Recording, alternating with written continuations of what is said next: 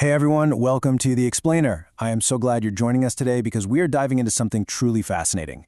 We're unpacking a text from January 2026 written by a founder named Zhuo Feng. It's called Guidelines for Mutual Care Among Chanyuan Celestials. And you know what makes this document so captivating? It wasn't just dreamed up in some ivory tower. It actually came out of a very real personal crisis, the author's own hospitalization. That sudden, intense vulnerability sparked a completely new set of community rules that we're going to explore today. Let's get right into it. Okay, here's our roadmap for today. First, we'll look at the vulnerable material body. Then the goals of Celestials. After that, we're diving into the caregiver's gentle role, the patient's gratitude, and finally, the survival mindset. Right, so let's kick things off with Section 1, the vulnerable material body. This really sets the philosophical foundation for the whole text. Okay, what's super interesting here is how clearly the text divides human existence into two totally distinct systems. On the one hand, we have the spiritual body, which the text defines as part of a non-material system, basically invincible. But on the other hand, we have the physical body. This belongs entirely to the material system and is governed strictly by material rules. Now, here's the kicker. The text claims the non-material system does not control the physical body. So what does that mean for us? It means literally anyone. Whether you're a spiritual master, a billionaire tycoon, or a celestial being, you are absolutely subject to physical failure. If you've got a physical body, well, you're vulnerable, period. And this brilliantly illustrates why that distinction actually matters in the real world. The author, Zhuo Feng, grounds this whole philosophy in his own real-life experience from January 2026. Basically, he experienced a sudden loss of physiological function on his right side, which landed him in the hospital. But instead of just viewing this as a terrible tragedy, the text frames it as an arrangement by the Tao, essentially a way for him to gain real insight and experience into human suffering. It's this exact, frightening moment of physical failure that yields the abundant harvest of insights we're looking at today. All right, moving right along to Section 2, Goals of Chanyuan Celestials. Let's see how this builds the context for the actual rules. To fully grasp these caregiving guidelines, we kind of need to zoom out first and understand what this specific community is actually trying to achieve. There are two main goals defined here. Number one is highly practical, to attain joy, freedom, and blessedness right now in one's current life.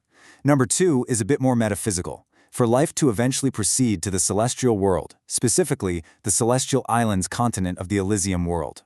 Now, the text explicitly states that these new caregiving guidelines were drafted to guarantee that first goal. So these rules exist for one specific reason, to ensure that even when you're sick, that sense of joy and freedom doesn't just disappear. Which brings us to Section 3, the caregiver's gentle role. This is where we really get into the nuts and bolts, the actual rules established by the founder. So, Guideline 1 mandates that the community, or the home, has to do its absolute utmost to provide care when anyone experiences a functional disorder. Now, when we think of medical care, our minds usually go straight to complex procedures, right? But Zhuo Feng's realization from his own hospital bed was that caregiving actually isn't all that complicated. Most of the time, it's just simple, totally mundane acts. Plugging in a phone charger, opening a stubborn water bottle cap, helping someone sit up, spreading jam on a piece of toast. It's really just about being there for those tiny physical barriers that suddenly feel like massive mountains when your material body fails. To really drive this point home, the text shares this incredibly vivid, totally relatable anecdote. Picture this. You're lying in bed, right? You really need your eye drops from the bedside table. You reach out, exhausting literally all your strength, and you miss it by just 1 single millimeter. That brutal feeling of so close yet so far. As Sheffing points out, if a caregiver had just been standing there, handing over those eye drops would have been the easiest thing in the world. It perfectly highlights how a microscopic act of assistance can mean absolutely everything to someone who is struggling. Building on that physical help, Guidelines 2 and 3 focus entirely on the emotional environment. Caregivers are strictly instructed to speak gently and softly. They have to absolutely avoid any hint of impatience or disdain. Why? Well, because as the text notes, a person lying on a sickbed is incredibly vulnerable and super sensitive to negative vibes. On top of that, Guideline 3 demands total accommodation. You basically just follow the patient's requests, no matter how unreasonable they might seem. There's actually a strict rule against criticizing, instructing, or lecturing the patient. The highest principle here is shockingly simple. Just make the patient happy. Now, let's flip the script and move to Section 4, the patient's radical gratitude. And I gotta say, if you thought the caregiver's role was demanding, just wait until you see what's expected of the patient. Guideline 4 introduces a really fascinating twist. While the caregiver is supposed to be endlessly accommodating, the patient has to remain radically grateful and avoid any negative feelings whatsoever. The text gives us this incredible tale of two nurses to illustrate this. Get this. First, a male nurse gives an injection in this swift, 2-second motion that causes intense, almost unbearable pain. The patient's reaction? Total acceptance, not a single complaint. Then, later, a female nurse gives a completely painless injection in the abdomen.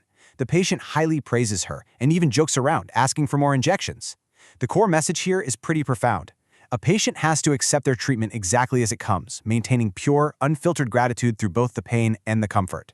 So, considering all of this, the super gentle care the community is supposed to provide on one side, and the radical gratitude expected on the other, what do you think a patient should actually expect from other people when they fall ill?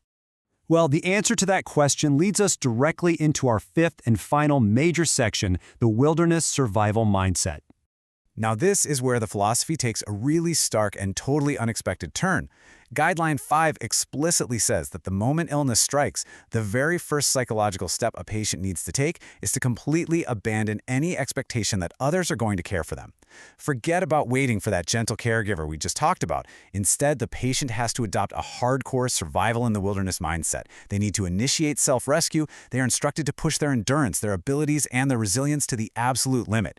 It's such a fascinating duality, right? The community is told to care for you with the utmost gentleness, but you are told to expect literally nothing and fight as if you're completely on your own. And just to prove this isn't some abstract theory, the text shares one last super intense anecdote. Xu Feng was under the orders of a very strict health coach, and she tasked him with putting on and taking off his own clothes and socks. Now remember, his right side had no strength at all. He couldn't even lift his limbs. Naturally, he told her he couldn't do it. But the coach, she didn't indulge him at all. She treated it as a mandatory training task. So he tried. And after more than an hour of grueling, exhausting effort, he actually managed to do the whole thing.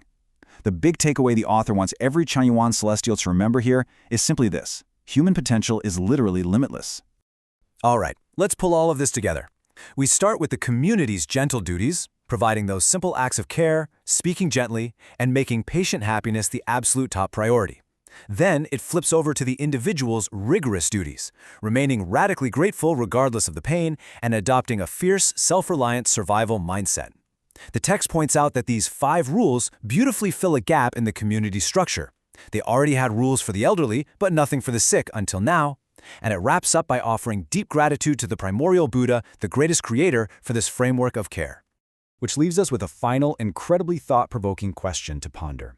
Based on everything we've just looked at in these guidelines, is our greatest strength found in the gentle, accommodating care we provide to one another, or is it truly unlocked through the limitless potential of our own isolated survival mindset? It is a powerful dual philosophy, one that completely challenges how we view vulnerability, community, and our own inner resilience. Thank you so much for joining me to unpack this today. Keep analyzing, keep questioning, and I'll see you in the next explainer.